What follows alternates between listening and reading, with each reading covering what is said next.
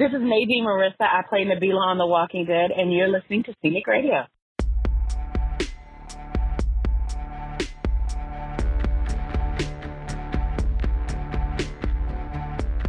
You're listening to the Cinik Radio podcast. Now, your hosts, Igrihe and Cinik.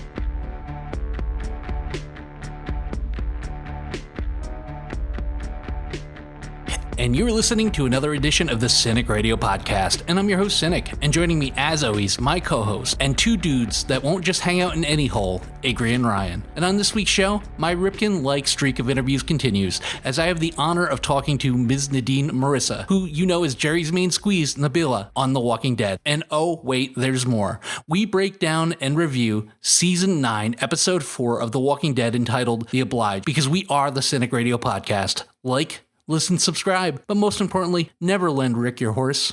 Our guest this week is Nabila from The Walking Dead. I want to welcome Nadine Marissa to the show. Thank you for being here and talking about your career a little bit with me. Thank you. Thank you for having me. I appreciate it. I ask this of every actress I interview, every actress, every actor, because the answer is always so fascinating. You have a bit of a unique story to tell. What drew young Nadine to want to act? Wow. Okay.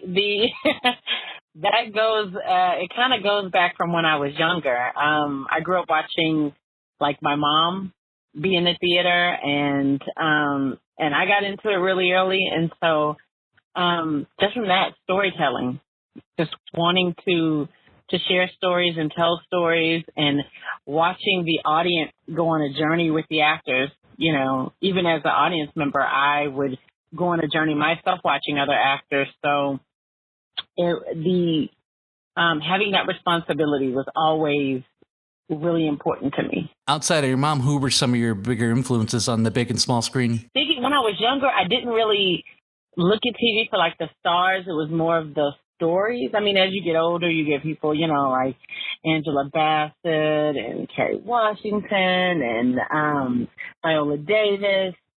Women that were just telling the stories that I knew that my family had experienced, and me being a female or a woman experience, knowing that those stories were out there.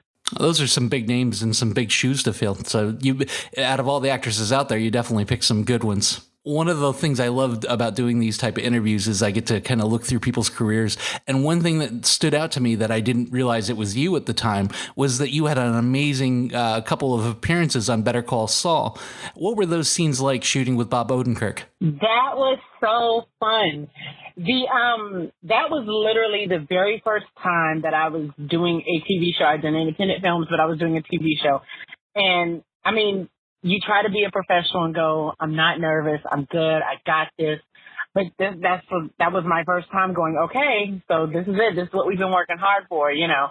And he was so kind and so giving. The very first thing that we had, I was, you know, a little nervous. And he just looks in the window and he looks at me and he goes, you got this. And for him to take the time to do that, as with the, you know, the level of a career that he's at, was so tremendous. I mean, and to say that I've worked with some great people is an understatement, but I've literally worked with some good human beings, not just good actors, but good human beings that were just giving and kind. And he sat around and talked, and he never treated people as though they were like, you know, like floor mats to just walk through. That was never an experience. It was a fun and good time. That crew was great. That set was great. It was just that, you know, a great time out in Albuquerque. It's always nice, too, when you meet someone like that and they don't disappoint. Like, they're everything that you would expect them to be and even more. And, you know, the stigma that actors kind of carry around, that they're self-serving and they're me first. And so it's really nice. And I've noticed that through these interviews that I'm surprised every single time, because they're some of the most kind and caring and giving people that I've ever met. And even though it's only one brief conversation I get to have with most of them, it feels like you know them at the end. So I always like that. I always like that when they turn out to be good people. And what killed me about those scenes was the level of disgust that you guys had for each other was just hilarious. The looks that you were giving, the body language. So funny, because he would like blow like fake kisses or do things or, you know, talk with the animals, and he'd be really silly. it was so funny to play against him, to play opposite him, but it was no he was, when it was cut, he was so fun, and then when it was on, you know, when it was action, he'd go in the stall, and it's hard to say it too, because he was on the, you know, arguably the best show of all time, and he had a big part in it, and now he has his own show playing the same character. But I think he is by far one of the most underrated actors I've ever seen. The guy just can flat out act, and he steals every single scene that he's in. I'm sorry, the auditioning process of The Walking Dead has always been said to be very cloak and dagger. Is it as secretive as they say? Like, when you go in, do you know the part that you're reading for, and or do they give you the false pages? What was the casting process like for you? It's very cloak and dagger. It's very much like you don't know what, you don't know who, you don't know why, you just know the kind of the gist. And total different name, total different, kind of look and appeal. The only thing that was similar was I knew that she wore a head wrap, and that was it. Other than that, you're just kind of like, okay, it's very secretive, which I think helps a little bit because, nerve for The Walking Dead, that franchise and how big it is, I could imagine the nerves that were there. You hear these stories and it's almost like they pick you up on a corner and throw you in the back of a van and tie your hands and put a hood on you and kind of drive you off to some casting studio somewhere. It really is great, and I understand why they have to go through what they have to go through. Absolutely. I even, I guess because, and even in the recording process of the show, everything is so secretive that I don't know what's happening until I watch it with you all, other than my scenes. I don't know. So, sitting and watching, I'm still as a fan watching, going, oh man, he's gonna die. Oh man, and then as a fan, I kind of get, upset when fans do spoilers, or they, drop something, or something's leaked or something. It kind of spoils it because it's such a rich show, and the showrunners and, all the writers take time to make sure everything is perfectly designed to service the story. And it's just, it's just a good team over there, man. It's such a good group. That's what bothered me about the whole thing about Andy Lincoln leaving, is that I would have loved for that to be a surprise. And I understand that the fandom was very angry about Chandler leaving, and I think they were trying to kind of soften the blow. Maybe the horse kind of got out of the barn before they wanted to, but that would have been the biggest surprise, because you watch him on screen and you're like, all right, this will be a close call for whatever's going to happen to Rick, but it'll be fine. And for it not to turn out fine would have been one of the biggest shockers ever on TV. So I was really disappointed when they let everyone know ahead of time that, yeah, these are the, good for promotional tool, but these are the final episodes of Rick Grimes. I was kind of like, boy, that would have been a great rabbit to pull out of their hat and have nobody know. Right up there with Darth Vader being Luke Skywalker's father. Yeah, and you never know. I mean, you never know if it is or if it isn't. Just that's how crazy this show is. Is you can hear one thing and then think another, and something else happens. And you just never know. After the Cloak and Dagger act is all over, you get the part on the biggest show on TV, frankly, right now. I mean, it's right up there with Game of Thrones. What was the reactions of your friends and family at you getting this great, fantastic part? No one knew. No one could know until it came on the show, which was almost really later. Yeah. No one can know until like almost 9 months later when my first scene arrived. And even then I wasn't quite sure when it would show. And I was actually on vacation in LA with my family. And my son, is a Walking Dead, like ultimate fan. And he was like, we got to get back to the house we were staying at, because I got to watch Walking Dead. And I could hear it rings in my ear all the time. He was sitting on the sofa and I was in the room, and he just kind of yelled and was like, Mom, are you on The Walking Dead? Just casually. And I said, I don't know. Did you see this? And he was like, how could you be on The Walking Dead and not tell me? I said, because that's what I'm required to do, is not tell. Oh my God. So you weren't even allowed to tell friends and family that you were on the show, let alone that is amazing. So what was the reaction of your family once they knew? I mean, everyone was really excited. I don't think I knew Walking Dead was big, and I know that, the fandom is crazy. And the show itself is so good, but I had no idea, like, the levels of where it reached. You know, like, this is global. And seeing that, having, you know, interactions with fans from overseas and everywhere possibly in the world is crazy. It's absolutely crazy, but it's so humbling to know that something you've worked on, people all over are experiencing this and really loving it, and, you know, and as fans of it, and like Walking Dead fans kind of unite all over the place, you know? Yeah, the rabid following is crazy. Yeah, it's still really exciting. Were you personally a fan of the show before you got cast to the show or the comic book, or did you kind of have to play catch up when you did find out you were on the show? I did have to play catch up with the comics. My kid read them, but I didn't. And watching the show, I'd seen a couple of episodes with him, but it was kind of like, you know, you don't really get a time in working. You don't really get a time to sit and watch TV. So you catch what you can when you can. And so I went back and watched and played catch up and literally went through all the emotions that every fan that had watched went through, you know, and was like, oh, not him, or no, not her. Oh, God. Oh, this is, you know, which by the time I came along, a lot of these people were, you know, they had gone through their transitions already to whatever they were going to, whatever their characters are going to do. But it was still like, no, you fall in love with these people. You do. And then when you know them, when you get to set and work with them and start to meet them, you really do fall in love with these people. There are some great actors on that show. I understand that it's a zombie show. I understand it's set in a, you know, kind of the horror genre, but at the same time, it's a crime that this show doesn't get more recognition for the solid amount of acting that is on it, because there are some really, really great actors. You yourself, for being a supporting role mostly, you've brought a lot of depth to the character, a lot of personality. What do you enjoy most about playing Nabila? Thank you.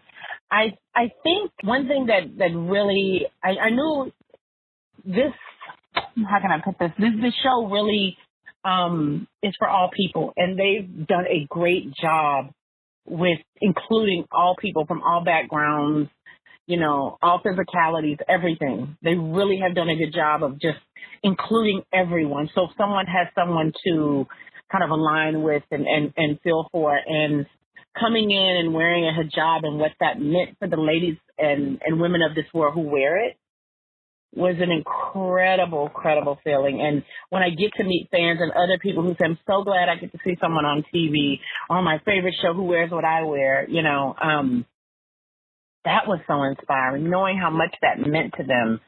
That was just that was mind-blowing to me, you know, and to not take herself too seriously, to be able to make jokes and laugh and still kick butt a little bit. And it's just, you know, it's fun. It's fun. And she's so interesting to play. And I try to take time and make sure that I go back and get to know her and know her history of what I've created and stay in that mind frame as I move on and work. Well, it's a lot like what we just recently went through with Black Panther. Everybody should have heroes that they can identify with. Everybody should be able to look on the screen and find someone that, you know, hey, they're just like me. It's a great time that we're living in, that's become more of the mainstream rather than the carbon copy hero or heroess that we've kind of encountered going through life. I enjoy that the most. I was a huge fan of Black Panther for that, because it not only was done, but it was done right. And I think they're doing the same thing with you. You're a great representation of that.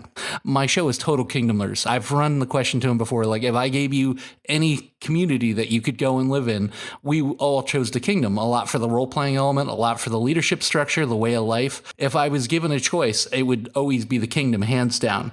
And you share some amazing scenes and some heartfelt interactions with King Ezekiel. What is sharing the screen like with someone as polarizing as Khary Payton? Khary Payton is one of the most kind, respectful actors that you could ever work with. I mean, when I first came on, he was another one that was like, hey, how are you? How's it going? Where you from? And when you become a member of the Walking Dead family and walk on that set, you truly a member of the family. They talk to you. There's a camaraderie that's created. And Khary has a way of being so still and strong that you can't help but be like, I'm a kingdomer and I'm behind my king, because when Kari speaks, people listen. Even when he's not playing King Ezekiel, he just has that kind of presence, you know, that can make kids laugh, that can make, you know, actors look and go, wow, the choices he's making. And, you know, he just has that way of invigorating everybody, you know? I agree. And I hear that a lot, too, because over the last year, I've interviewed Carl McKeon, who played Richard from The Kingdom. And then just today, I interviewed Carrie Cahill, and they said the same thing. Kari Payton is just, he's amazing to work with. That's my girl. That's my girl. Oh, she was fantastic. I really liked her so much. I told her that the second I get a chance to see her at a con, I absolutely will. It was funny because I met Kari Payton last year at Walker Stalker Atlanta, and I'm respectful. I keep my distance. I'll shake their hand if they offered to shake my hand. The guy hugged me 3 times when I met him. It was so great. Between him and, you know, I'm a big guy, and, you know, this guy just runs up and hugs me. And I was amazed at the level of physical fitness he has as well. The guy is just jacked. Him and Cooper were 2 of my favorite people that I've met so far. Coop. Yeah, Coop's he's a big old sweetheart. The finale saw our heroes in a real tight spot, outmanned and outgunned. I was excited to see you out there on the front lines, ready to shoot it up with everybody. What was it like shooting those big battle scenes last year? It was amazing. That was really my first time going out into battle with my team. That was the very first time Nabila got a chance to get out there and go. And I was so proud of her to, 1, leave home and do it, and 2, to walk with her, you know, her counterparts to do so. It was a good time just seeing what, you know, the other fighters from the Kingdom and other people that go out and fight get to do. And we were sitting on a mountain in Georgia. Like, it's weird how it went up this crazy mountain. And we were out there from, like, sunrise to dusk, and the light that came over it, and you could go up and you can see, I don't know if when you watch the season finale, you could see from the top of the mountain looking out. That was not CGI. That was what that was. And it was so breathtaking. It really was. That we all just sit there like in awe of what it looked like. They definitely picked a great area for that to happen. The finale was just phenomenal for that. The visuals, you know, when the guns blew up, basically everybody you cared about on the show was in the firing line. They did a great job making us believe that Eugene was going to stay, you know, Team Sanctuary, and it was great. I enjoyed the finale a lot. I mean, I enjoyed the premiere a lot too. So they're on quite a streak as far as that. I really think the show is headed in a good direction. I don't want you to tell tales out of school, but I saw the trailer for this season coming up, and you were possibly engaged in a smooch with a certain favorite character. What can you tell us about that? I can tell you to watch. I can tell you to watch this season. That was interesting. That was definitely interesting. I think everyone loves love, and I think it was bound to happen between characters. I don't think any of us knew who was going to do what, when, where, how. But I think what's funny is that Nabila has this awkward sense of humor, and Jerry has this awkward sense of humor. And in all of this chaos, they seem to have buddied up at one point and whatever, you know. Mm-hmm. It's so weird. And Cooper's like, I always laugh because I go, Cooper's like a brother to me. You know, he's so funny. And we probably make jokes all the time. But it was interesting. And I remember when I first read that, you know, and because it's been seen already, I can say the first thing I did was text Cooper and go, okay, if I got any crazy fans, I'm coming for you, okay? And because I don't want your fans to kill me, okay? Because he is so beloved, you know, he is so beloved. Yeah, he really is. He's a good guy. He is. And Cooper, I've never seen Cooper have a bad day. I've never seen him be sad or mad. He just kind of is Cooper, you know? then the adage is you'll never have a bad day at work if you love what you do. Well, I think it's your coworkers are as big as that. You'll never have a bad day if you love the people that you work with, you know, because you look forward to going to work. You look forward to interacting with them. And I could see where dealing with Kari and dealing with Cooper as much as you do, you got cast in the right area, I think, because the Kingdom is absolutely the place to be. Outside of your soldier-like skills that you learned last season, what can we expect from Nabila in season 9? She continues to be really tender and really heartfelt and really loving and protective of her kingdom. And I think you'll see that again this year. There are some surprises, so you got to watch. There are some. There are definitely some. Oh, I think everybody will be watching. I think all around, this season is probably, and I'm not going to say it just because I said it was last season, but I think this is probably my favorite season ever, you know, and I think that goes a lot to the writing and our showrunner. Angela's great. I mean, I don't know how she does this, but it's a great season.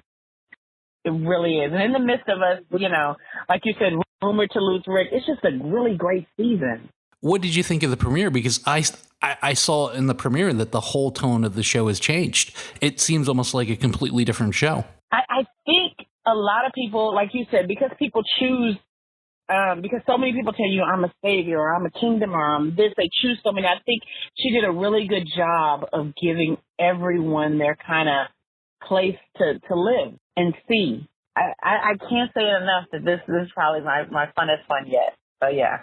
And last year was pretty fun. Oh, that's great. I mean, I got to steal a gun and stuff, so it was great. But, yeah. Well, I hope we get to see more of that from you.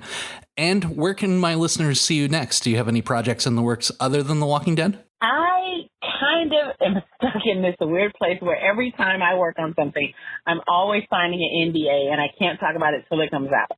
There are some things in the works, but you just gotta stay tuned. Keep following me and checking out online, and I'll update as I can, you know.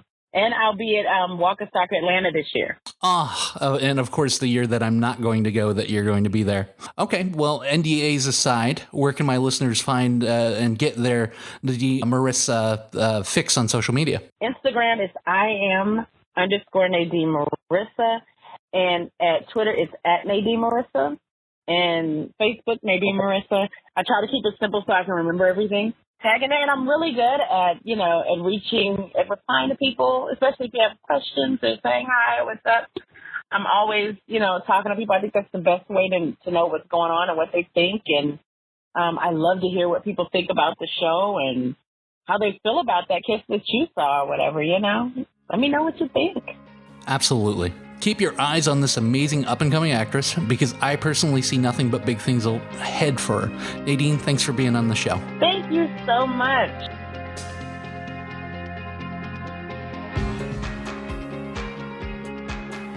We are down to the last few episodes of Rick Grimes. The war is over, but not nearly finished, as the spirit of cooperation isn't building a bridge amongst the fractured communities. Ryan, welcome back. The episode starts out, as many of them started out, with Rick and Michonne in bed again. We've spent so much time in the sack with these two. Do you feel like you're involved with a throuple? Yeah, no, I feel like they're leading heavily into that. It's almost on the nose, like, this is the end. You know, look at them together, and you know, I think they've got okay chemistry, but I don't need.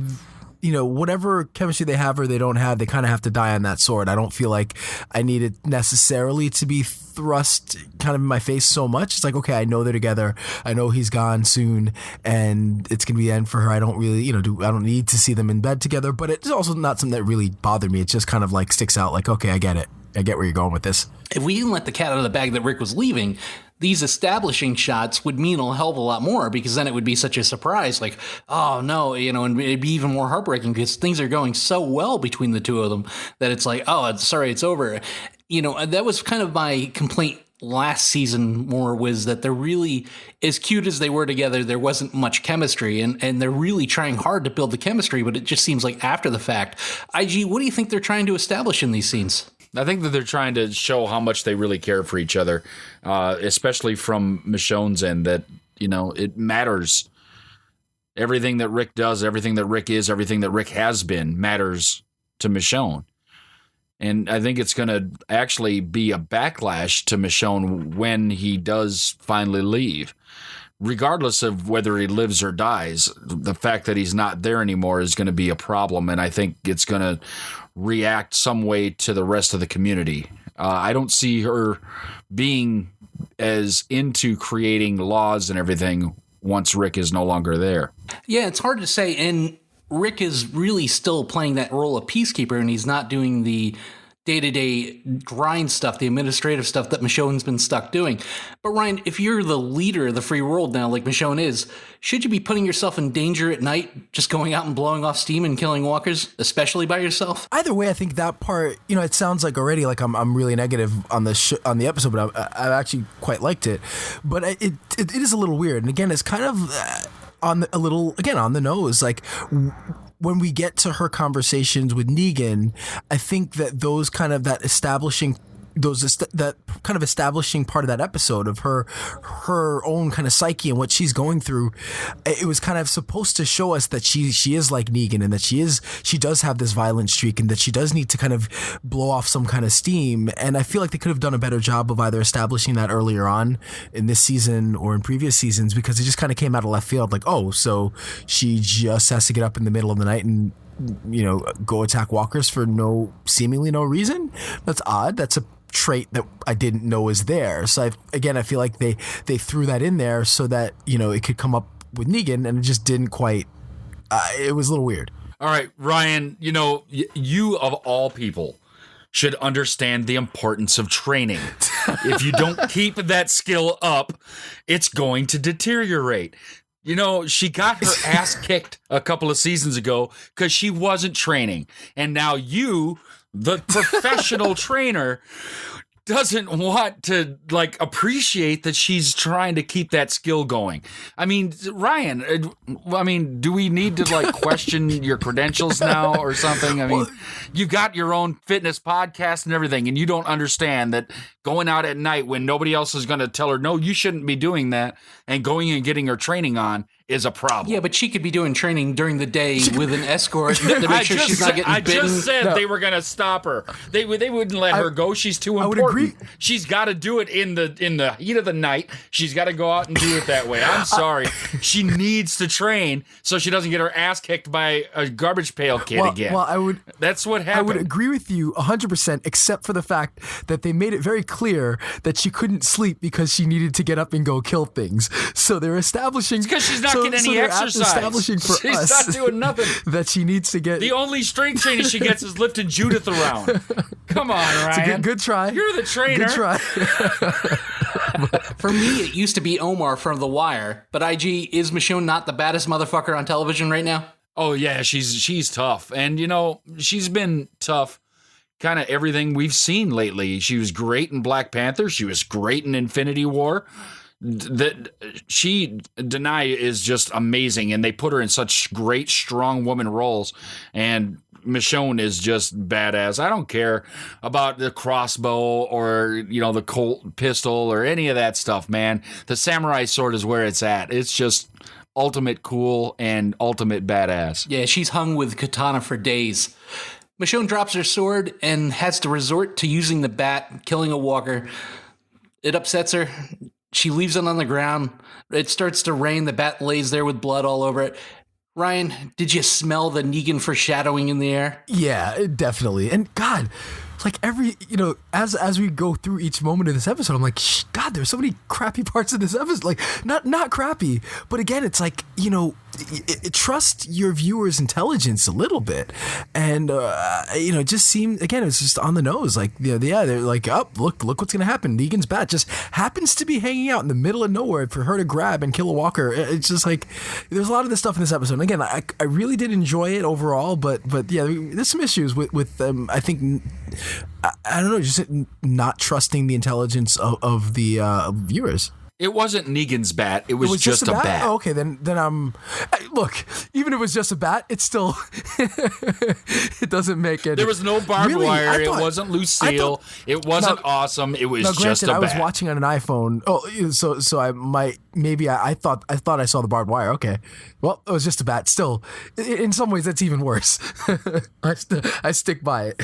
It kind of felt like this episode was written by somebody that feels the need to over-explain everything they do. Like, I'm going for food shopping because I need food for my house because I have to eat because I don't want to die. But to make matters worse, it's like it's Thanksgiving, so they're going food shopping, but then they still need to explain to you that they're going shopping for food for Thanksgiving, and then give you the whole menu. And you'll see that later, like where it's just I need to buy a turkey and sweet potatoes. I need cranberry sauce for Thanksgiving because it's coming up and I have people coming over and they're all coming to eat and I'm over-explaining it, but I don't care. Yeah, exactly. Ryan, what do you think they were trying to do with the walker hanging up in the tree? Was there some sort of social commentary there, almost like Michonne's going this far, but we still have to deal with nonsense like that? Yeah, I don't know. I think, that was my take was that it was, so I don't know who that was or what it was, or if it was that a savior or somebody that we were supposed to recognize, or was it, just like I didn't quite understand. So my take was that she. Honestly, I don't know what my take was. It was like I thought maybe it was a savior, or maybe it's a world that she's in charge of kind of restructuring, and I don't know. I had to read, and I don't know what it is, but I'm sure Ig or you or Ig will have a better thing than me because I'm just rambling right now. It was almost to me like I'm now the center of this universe. As a black woman, I'm moving forward, and yet I'm still looking at things from, over 100 years ago, the way my people used to be treated. But they didn't really flesh out the scene. Her expression was one of such that it obviously wasn't a savior, but it was an African-American gentleman hanging in the tree. So that's the only thing that I can think of that they were driving at, because I don't understand where else they could have been going with that. What do you think, IG? I'm right on with you. I think it was almost misplaced. Maybe it's something that was edited into that episode that really belongs somewhere else, that they're going to expose like some racism or some current issues that are happening in an episode of The Walking Dead. It just, it looked like a lynching, and it looked like it was wrongly placed. And funny enough, the guy was alive as a walker, which, what's the point? I didn't understand in the grand scheme of the episode. This was my biggest problem because it really just served to kind of be off-putting. And it was very off-putting. And I mean, I even saw some social responses on the socials. And I know I didn't live tweet last night, but my Vikings were playing football. I had to watch that. But I saw social responses later of people saying, no, with that, I'm not watching the rest of this episode because they were so upset that why did they just have a single black man hung in a tree?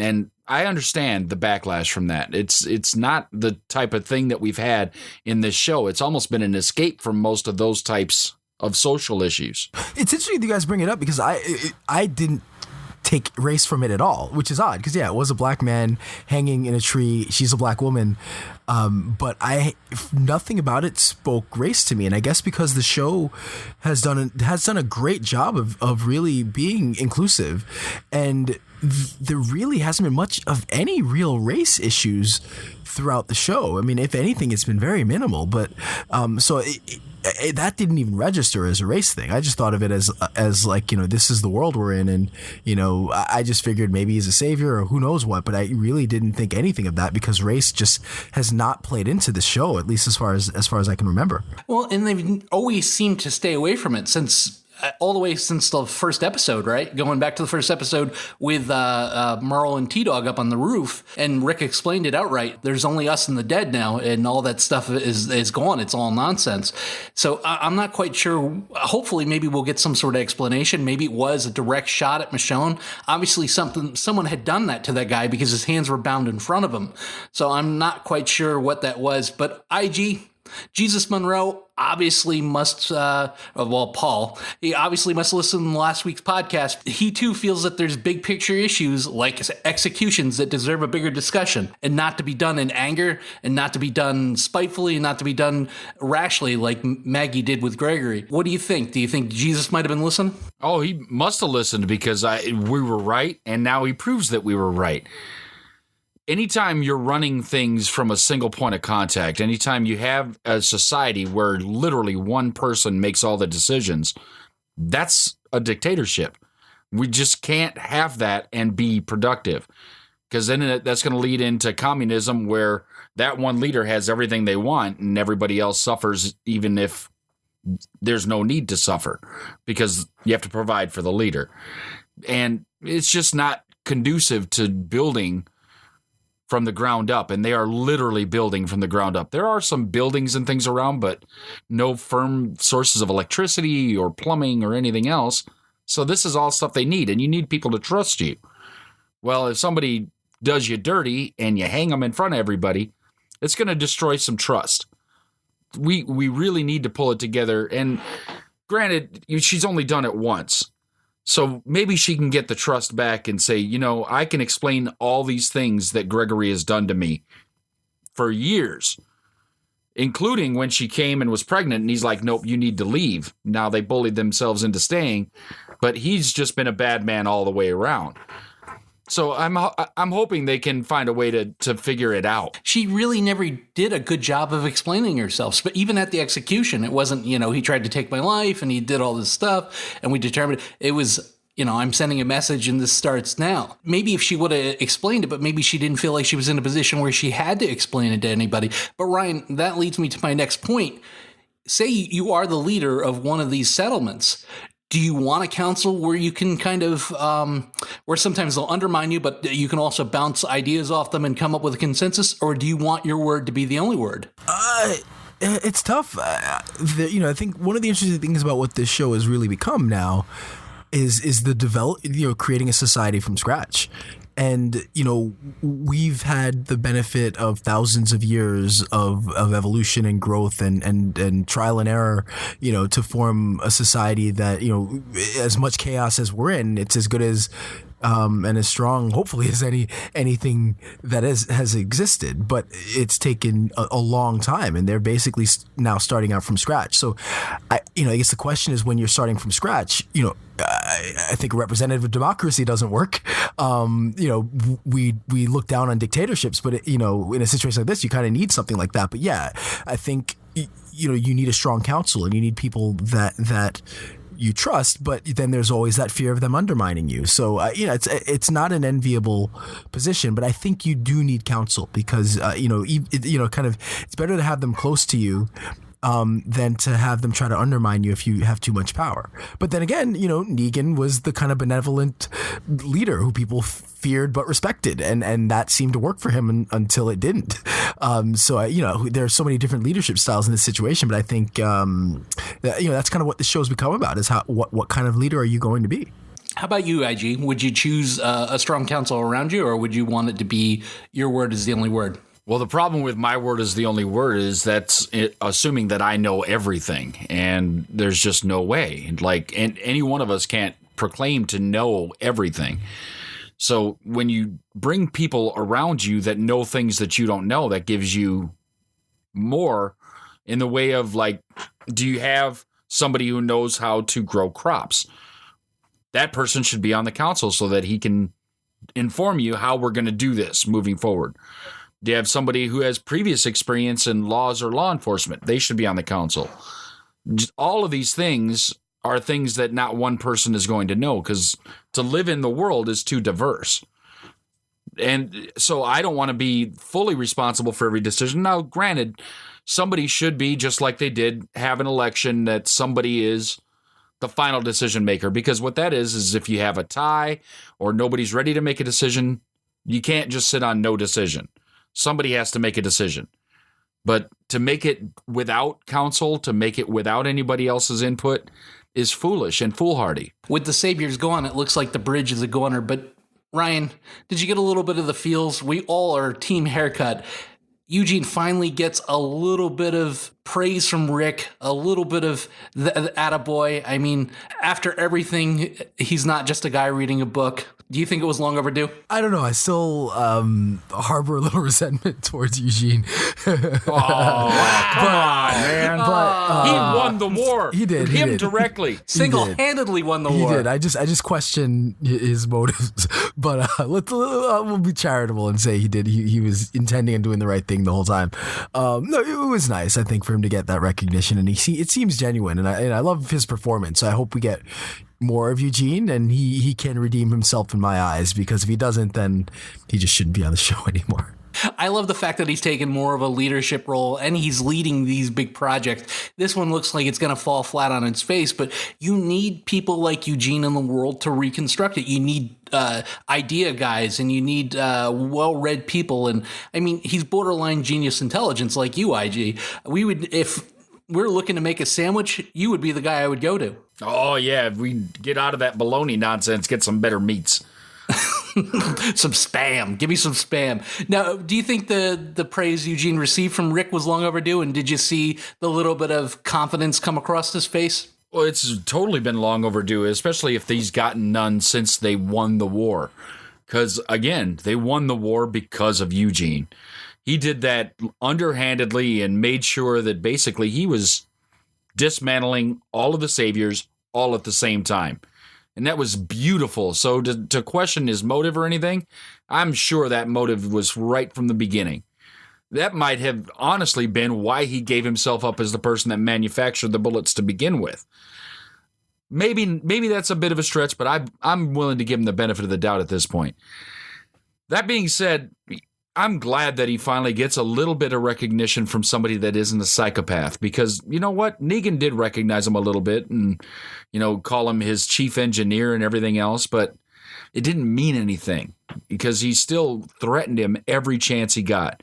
There was no threat here. It was pure confidence and compliments from Rick to Haircut. And I loved it. He deserves every one he gets. Carol also points out something to Rick that we've discussed before, Ryan, that the Saviors kind of need to find their own identity. They can't be led to the right decision. They can't be made to make the right decision. They're going to have to kind of get there on their own and realize what type of group they're going to be. I definitely agree. I think that you have to tread lightly, or carefully with how they handle the Saviors, because you can see them resenting Rick and resenting him as leader, and they did all get behind Negan, and for all intents and purposes Rick kind of just destroyed everything for them, so they're starting from scratch. And just being in this world and the anxiety that comes with it, I think you have to be really careful with them. And yeah, I think Carol's right. They do at some point need to find their own way, and maybe their way isn't going to be with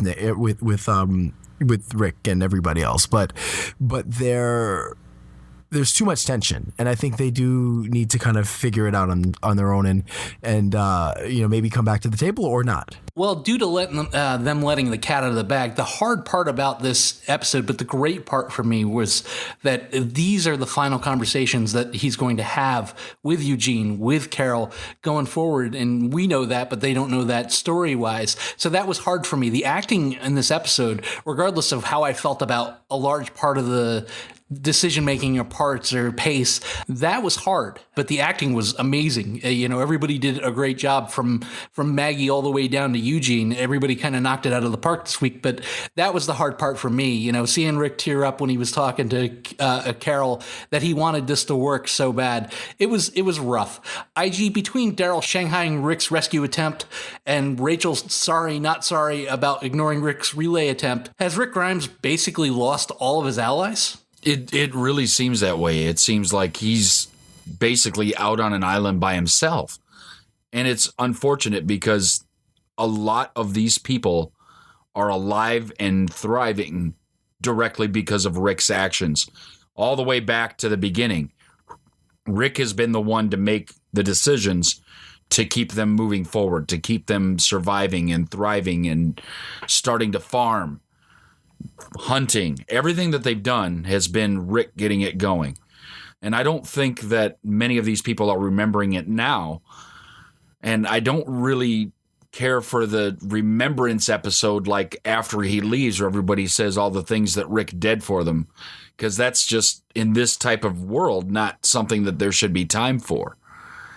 it's unfortunate that everybody is kind of almost against him for one bad decision, because the only truly bad decision he's made so far is to keep Negan alive. Yeah, I agree with you there. But Ryan, doesn't that speak to human nature? The second the threat is over, the second somebody doesn't need you anymore, it's like, it's just Rick trying to save the world. I'm not in danger, so screw him. Rick has made a lot of bad decisions, I think, over the course of the show, and I think that's one of my bigger issues, with the way he's been written throughout. But I think that the way that Daryl had a good line with him when he basically says, he says, I didn't ask to be a leader. And Daryl says, no, you didn't. And, which to me kind of was insinuating that he basically took the reins. And so he has been the person in charge, and for all, and they put their trust in him. And he has been the leader through Negan's terrorizing them and the kind of trauma that he's brought with him. And so, in some ways you could almost fault Rick for a lot of the pain and suffering people felt at the hands of Negan. Now, you can also thank Rick for saving them from Negan, but then to keep him alive, is a step too far. So, yeah, I can see how that bad decision can kind of stick with people, And I can see the kind of, how kind of nuanced this whole situation is, that it's not as simple as Rick, really took us where we are, because he, in some ways he's responsible for the good and the bad that's happened to everybody. So, I think I can see why they're kind of trying to go behind his back. I think he deserves a little bit more, because if anything, he has worked really hard to get things the way they are. I also just don't see why it's so important that he has to keep him alive. I don't buy that story. I think it's kind of written in because we need Negan alive, especially now. But I wish they had a kind of a better reason or a better way for him to a reason to keep Negan alive and around. Well, speaking of Negan, IG, I mean, I love me some Negan on screen, and I love me some Michonne on screen. But what's his psychological warfare against Michonne? Just a waste of time with only 2 episodes left that Andy Lincoln's going to be on screen. Did it seem worthwhile? And was there any chance whatsoever that they were letting him see that bat? Oh, no, there was no chance they could let him see the bat. And I think it was just a huge waste. Basically, it just put them in a spot for Negan to antagonize and pull something out of Michonne that didn't really need to be pulled out.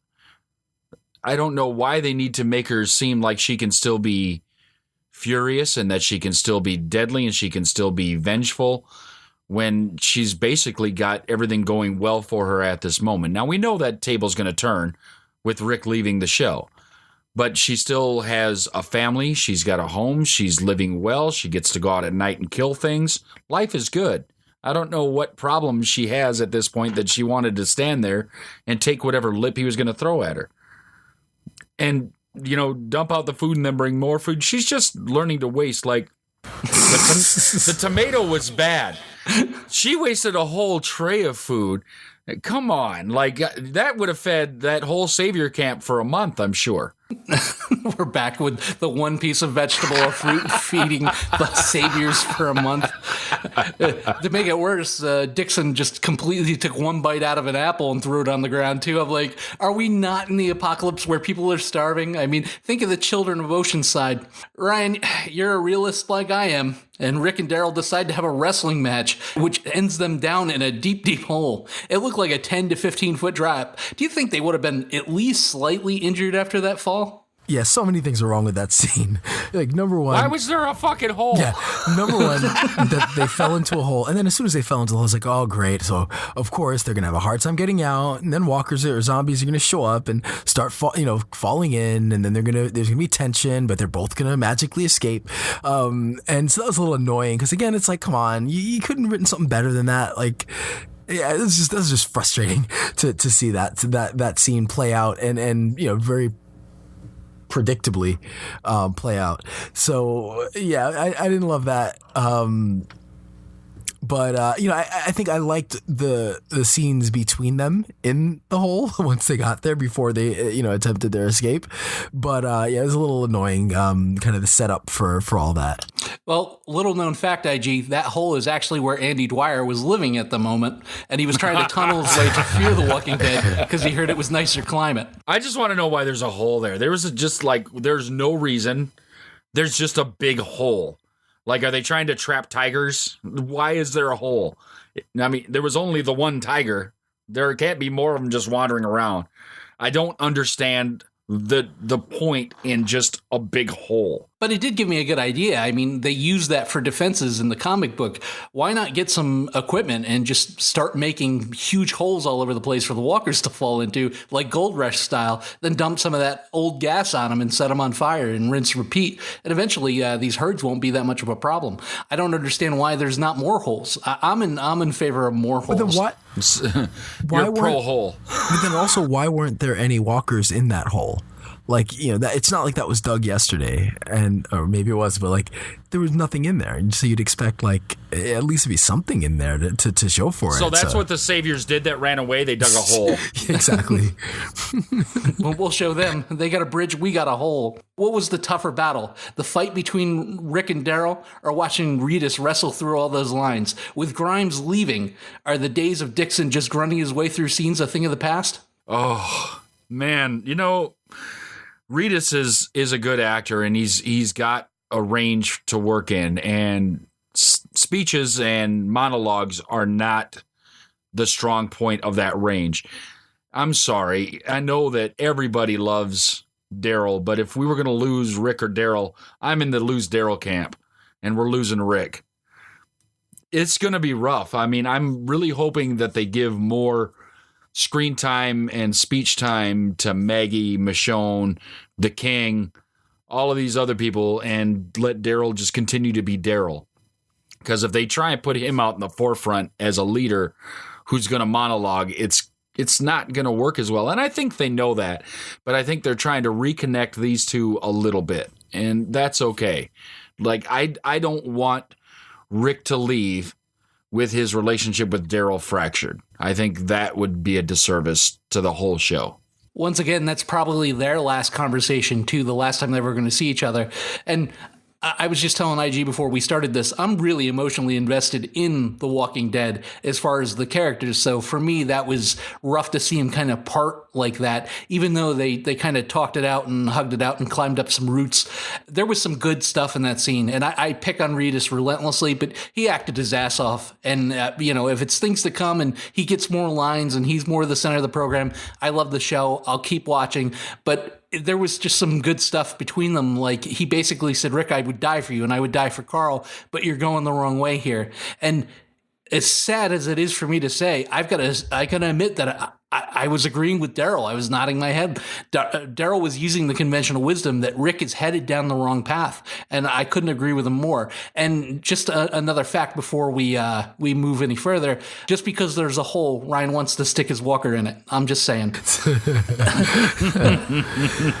Yeah, no, I think, the problem also is that he does, as an actor, he has range, but his character hasn't shown it. So if he all of a sudden, becomes this very charismatic person who can deliver these monologues and lead people, that's just not his character.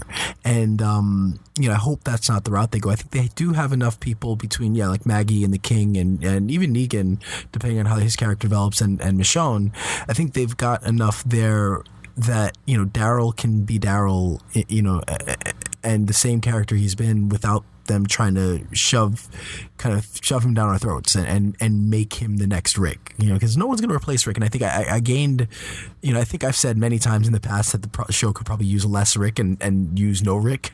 And I think it's more that the writing for him and his kind of decision making has been really bad, but Andrew Lincoln has always been great.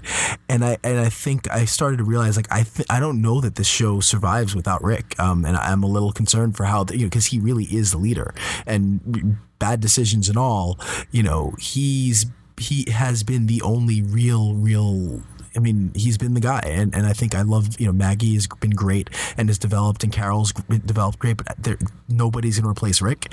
And as a character, I'm a little concerned with how the show goes about kind of trying to replace him. And I'm afraid that they try to really make Daryl the guy. And that would probably won't be the right decision. I think you got to move JDM up off the bench and make him the guy, unfortunately, because he's just too eloquent of a speaker. I don't know how he goes from cell to leadership, but it's happened before in other European countries, but we won't get into that. I'm going to take a poll right now. I was going to do it later in the show, but I want you guys to tell me, does the show make it 2 or 3 more seasons without Rick? What do you think, IG? Yeah, I think it will. I think they've got enough story out there. I think they've got enough good actors on the show. I think they're going to need to lean a little more on some actors that haven't had as much time, especially like the last full season basically didn't lean on the King very much. And Kerry Payton is great. He does a good job putting him out in the forefront, Carol more out in the forefront. Some of these people are going to be able to carry a lot of this weight. And it may not be bad. I'm hoping it doesn't end up like a Steve Carell leaving the office type situation where the show just goes down from here. But if they could go on for a few more seasons, The Walking Dead can absolutely go on, because I love The Office. This is a better show. I mean, I think the issue is the show will probably be around for at least another few years. I know their intention is for it to be on, maybe for a decade. The issue is the ratings have been significantly dropping, and if they don't right this ship, I just don't know. I don't know at what point do you pull the plug with the amount of money that does go into the show. So yeah, I can see it being around, but we might be seeing it kind of in its death throes in a couple years if they don't figure out how to right the ship. And it's sad because they've got they've done a great job of really bringing developing some great characters. So I think really the writing needs to be stronger, and they're making some strides this season, but I think they need to really right the ship now, because sooner or later the ratings are just going to decline significantly, and then you're done, you're out of the show, and then we'll be hearing about a Walking Dead reboot in 5 years.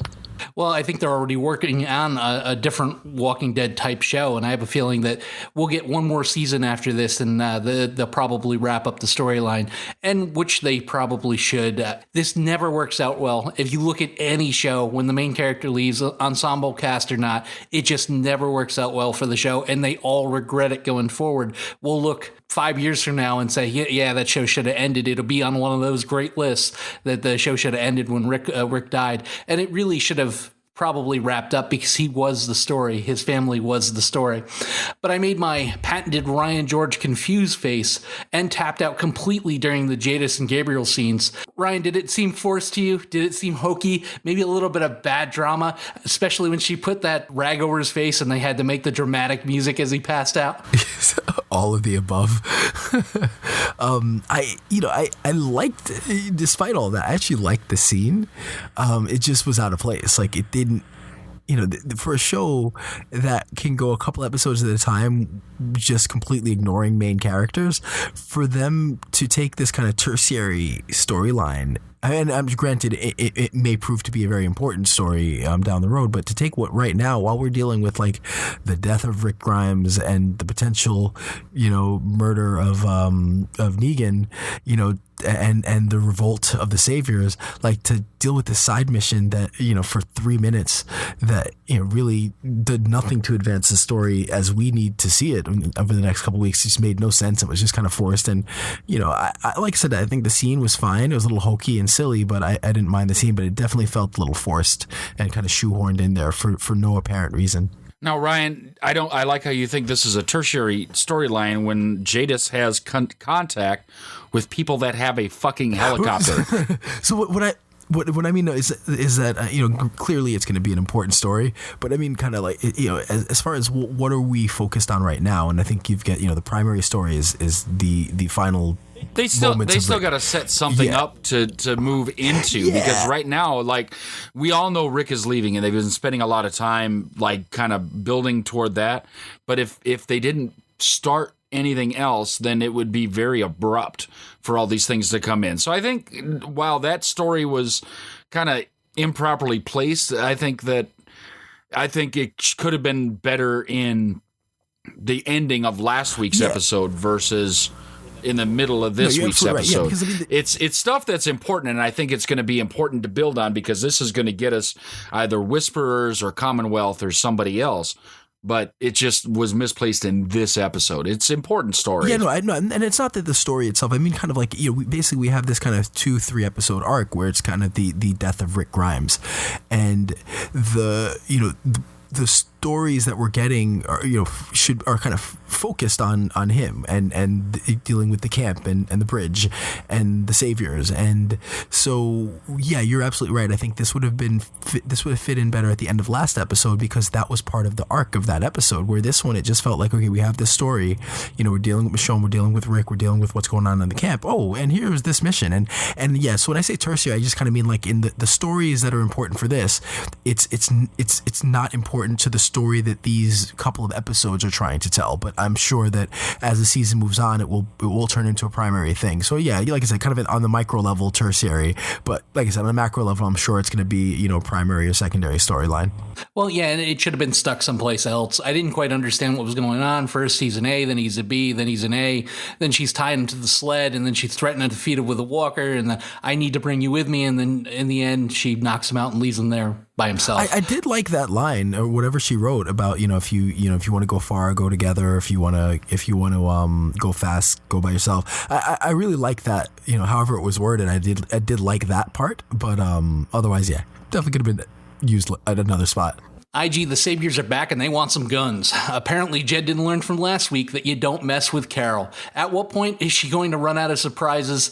And how can you not be Team Carol with everything she just pulls out of the bag? There is no getting over on Carol. And the funny thing is last year at Walker Stalker, I saw Carol in person. There she was, right? She was right there. And she is not big, not imposing, not scary looking by any stretch of the imagination, right? Like, she's not even just like, creepy movie scary looking. She's just Carol. She's somebody you would expect to make you cookies and tuck you in at night and just treat you well. And she kicks the shit out of damn near everyone she encounters. And I love it. I love that you get the unexpected ass kickings from people like Carol. I think it's wonderful. But she just lets these things happen all the time, where maybe they should have put Jed into a cell next to Negan because he was just leading a revolt and was threatening to kill Carol. And no, let's just take him back and let him hang out. They're too nice. And that's a problem. Like, okay, you've got this society you're building and you're giving all these people 7, 8, 9 chances, and they just continue to do bad things. And then you question, oh, well, why are they doing that? Because that's who they are. And Carol just let him go and agreed with Rick. Yeah, we'll take him back, put a Band-Aid on his boo-boo and let him go. And now he's standing holding a gun at you. You just can't keep doing that. I stood next to Melissa McBride for a photo, put my arms around her, shook her hand. All I'm saying is the camera must add 80 pounds of badass to you, because she is a very small and kind of bordering on elderly woman, but she is such a good actress and she's so much fun to watch on the screen. I'm a Carol fan. I have to admit it. The fight's on, Ryan, back at the camp, and Rick and Daryl are forced to put their issues aside and find some roots to climb up, a la Pit Jump or Mario Brothers or any other video game that you could think of.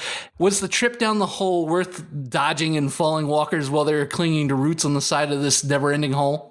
It really did seem like a video game. That was a good pull too. That scene, it was fine. I thought it was a little silly, and I kind of just kept saying, that's what I expected. I mean, that was what was going to happen. There were going to be walkers falling in, and they were going to have this struggle to get out. It played out fine, I guess, for what it was. But again, I guess it was expected. I kind of almost wish they would have kind of subverted my expectations and just had them, find an easy way out with no walkers, but no luck with that. IG, Rick rides off on his horse to lead the herd away from the camp and is trapped between another herd and a hard place and bucked off his horse and impaled on some rebarb. Is this how his story will end? What were your thoughts on his the final moments of the episode and your rating? I don't know if this is how his story will end, but it's not far off, obviously. It looks like we're heading into some episode that while I'm highly anticipating watching the episode, I'm hoping it's not all like the previews they showed us, because it looked like mostly a fever dream, which I'm not a fan of. This episode, however, I was pretty happy with. It set us up for the big loss, which I'm sure is going to be an emotional loss, of Rick Grimes. It gave us some beginnings to some new stories and a little bit more. I mean, we didn't get much more about what's an A and what's a B, but we know that Jadis is entrenched in it, and she's kind of moving that direction, which is fine. You know, we need something, because the Savior storyline probably isn't going to make it past this week much, because Jed and his group of Saviors that are trying to revolt just aren't strong enough to beat up Carol. So you can't keep going that way. I do like the episode. I had a good time watching it. I would watch it again, and I might watch it again just because there were some really cool things to watch in it. So I'm going to give it an 8.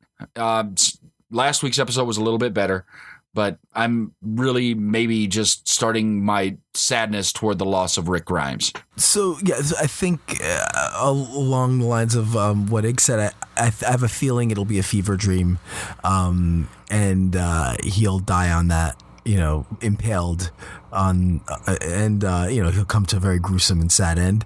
Again, I haven't read any spoilers or anything. It's just kind of what I expected in the way the previews look, but maybe that's just what they're trying to set up.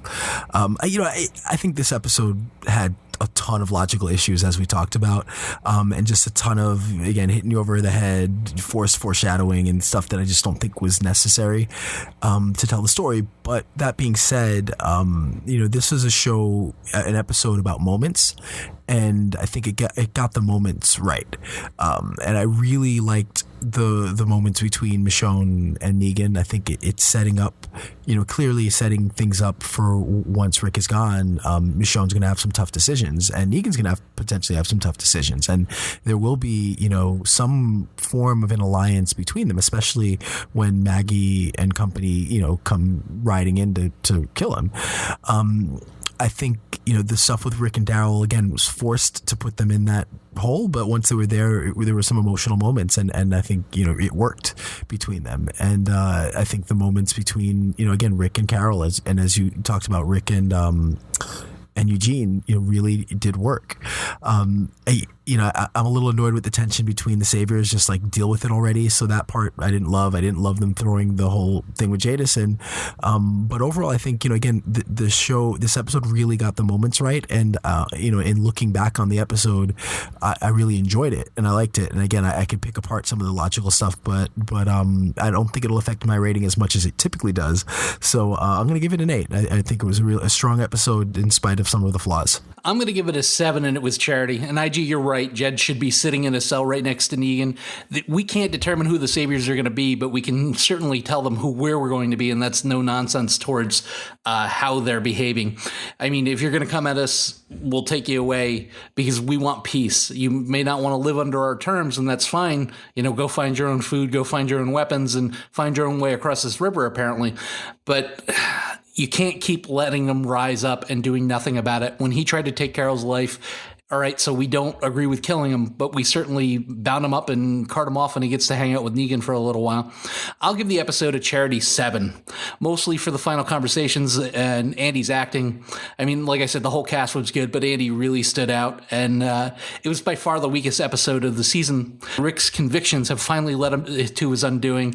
I didn't care for anything unrelated to Rick or what was happening at the camp. I felt like it was all filler, but we're building something here, and all the pieces matter, and I can't wait to see what happens next and watch how it ends for Mr. Grimes. I mean, this is the final act of a story that's had me riveted for over 8 years, all the way back to the point where Reverend Shane explained the difference between men and women was boiled down to a light switch. Reached the end of another episode of the Cinik Radio podcast. I'm Igrihe with Cinik and Ryan. We had a great time talking about The Walking Dead again this week. We'll be back next week with Rick's final episode and our thoughts on everything that's going on. It's going to be a tough one, ladies and gentlemen, but we can't wait to bring it to you. Remember to send your comments, questions, concerns, and any crazy news stories you have from your neck of the woods to CINIKRADIO@gmail.com. Find us on the internet at CINIKRADIO.com. Look for us on Twitter at CINIKRADIO. Find us on Instagram at CINIKRADIO. And you can find us on Facebook at Facebook.com/CINIKRADIO. Speaking of Facebook, You can join us and more than 25,000 other Walking Dead fans at the Walking Dead Underground on Facebook. Just search for the Walking Dead Underground, join the group, and you'll get all the greatest Walking Dead news, memes, and stories you could possibly want. You can also get your very own Cinik Radio podcast gear over at tpublic.com/Cinik. Just go ahead, go to TeePublic, get your own t-shirt, mug, cups, anything you want, and support the show. And we can't continue to thank you guys enough for all the love and support. Continue to like, listen, and subscribe, and share this with all your friends and family. And until next time, don't get captured. Follow the podcast on Twitter, Facebook, and at CINIKRADIO.com. Available for download on iTunes.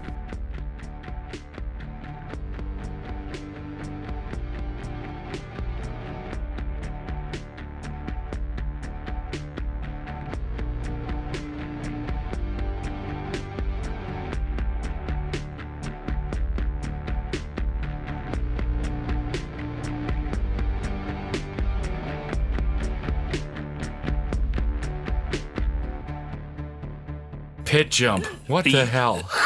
Pitfall? Was it Pitfall? It was Pitfall. That's all. Yeah. Pit jump. Pitfall. What was the old Atari game? It was Pitfall, right? Pitfall, Where they're swinging on vines and stuff? Yeah. Okay, sorry. Pitfall. Oh, sorry, I don't remember 80s fucking video games like you do, you nerd.